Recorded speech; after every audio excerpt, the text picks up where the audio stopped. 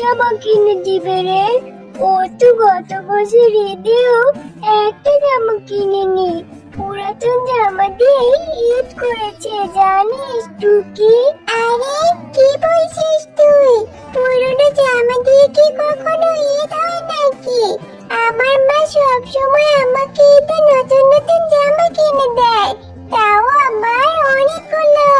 আগের বছর তো আমার মায়ের কাছে কোনো টাকা ছিল না, তাই তো আমার মা আমাকে নতুন জামা কিনে দিতে পারেনি, তাই আমি পুরাতন জামা পরে ঈদ করেছি। কিন্তু এবছর আমি আমার মাকে বলবো আমাকে নতুন নতুন জামা কিনে দিতে।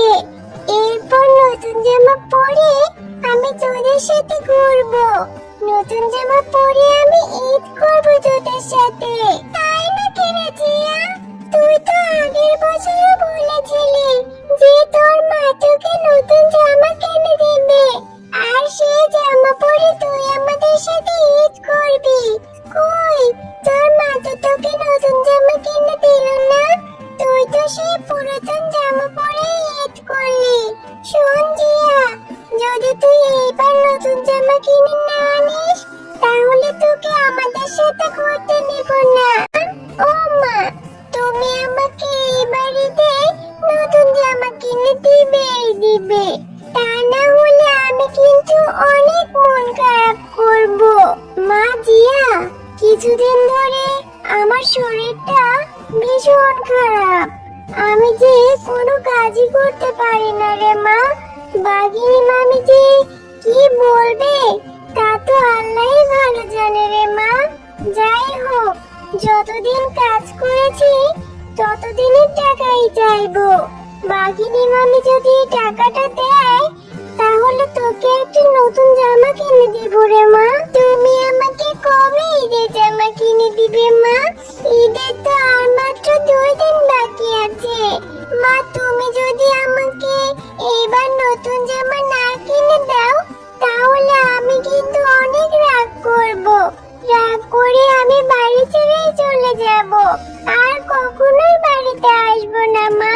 মারে, তুই কষ্ট পাস না, আমি বাঘিনী মামির থেকে টাকাটা এনে তোকে নতুন জামা কিনে দিই। মামি, আজকের মতো তো আমার সব কাজই করা শেষ। বাঘিনী মামি, একটা কথা ছিল, আমি যে কদিন কাজ করেছি সে কদিনের টাকাটা যদি দিতেন তাহলে আমার খুব উপকার হতো। আমার মেয়েটা নতুন ঈদের জামা কিনে দেওয়ার জন্য বায়না ধরেছে। আমার মেয়েটা রাগ করে বসে আছে বাঘিনী মামি, ও চাইছে এবার নতুন জামা পরে ঈদ করবে। ঈদের যে আর মাত্র 2 দিন বাকি আছে। বাঘিনী মামি, আপনি যদি টাকাটা দিতেন তাহলে আমার বড় উপকার হতো, আমার মেয়েটাকে একটা জামা কিনে দিতাম। জমা, তুই তো রোজ রোজ কাজে ফাঁকি দিস, কিন্তু অগ্রিম টাকা চাইতে হলে সবার আগে চলে আসিস। আজ কয়দিন পরে কাজে আসলি, আর কাজে আসতে না আসতেই টাকা চাইছিস? এটা তো রোজার মাস, ঈদের জন্য এমনিতেই অনেক টাকা খরচ হয়ে গেছে, অনেক জিনিসপত্র কেনা হয়ে গেছে, আর এখন তো হাতে আমার কোনো টাকা পয়সা নেই। আর ঈদের জন্য আরো অনেক কিছু কেনা বাকি রয়ে গেছে। তুই আমার আশা ছেড়ে দে রে ঝুমা শিয়ালিনী, তুই আমার আশা ছেড়ে দে রে ঝুমা শিয়ালিনী। আমি তোকে কোনো টাকা পয়সা দিতে পারবো না। তুই যদি তোর মেয়েকে জামা কিনে দিতে চাস তাহলে অন্য কোথা থেকে ব্যবস্থা করে নে, আমি তোকে কোনোই টাকা দিতে পারবো না রে ঝুমা। বাঘিনী মামি, আপনি তো অনেক টাকার কেনাকাটা করেছেন, আর আমি তো সামান্য কিছু টাকাই চাইছি আপনার কাছে। এই টাকাটা আপনি আমাকে দিতে পারবেন না? বাঘিনী মামি, এই টাকাটা যদি আপনি আমাকে দেন তাহলে আমার অনেক উপকার হয়। ঝুমা, তুই এত কথা কেন বাড়াচ্ছিস বলতো? আমার টাকা আছে তাই আমি শপিং করেছি, তোর টাকা নেই তুই কেনাকাটা করবি না? এত শখ কেন তোর? গরিবের আবার এত শখ কিসের, হ্যাঁ? এখান থেকে চলে যা বলছি। আমার টাকাটা আমাকে দিন না বাঘিনী মামি।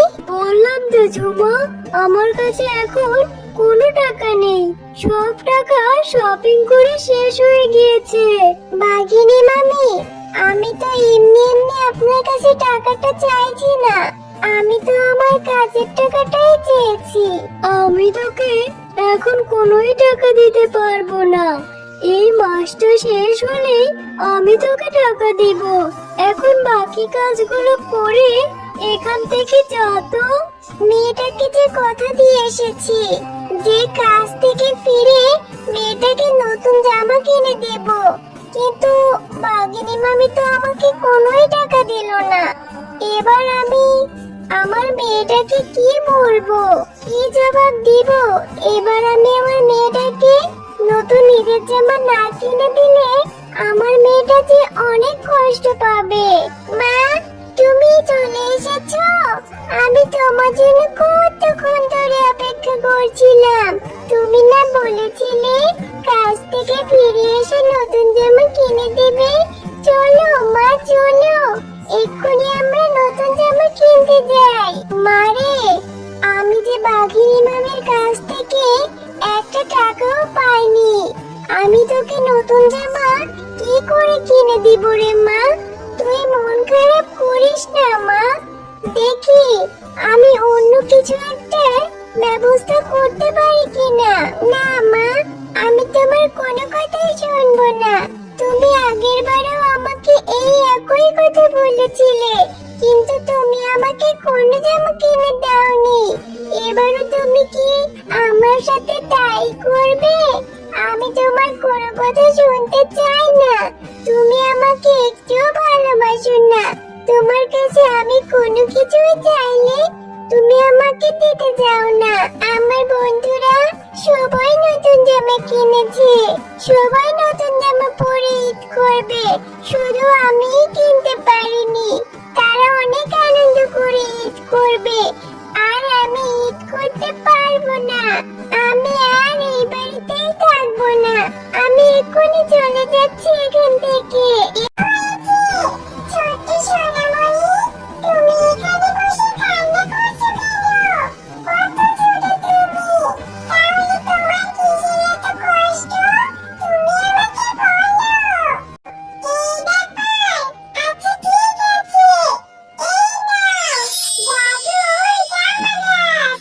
এই গাছ থেকে তুমি যত ইচ্ছে তত জামা নিতে পারবে। তুমি সত্যি বলছো পরি? তোমাকে অনেক অনেক ধন্যবাদ। কি মজা! এখন থেকে আমি নতুন নতুন জামা পরে ঈদ করতে পারবো।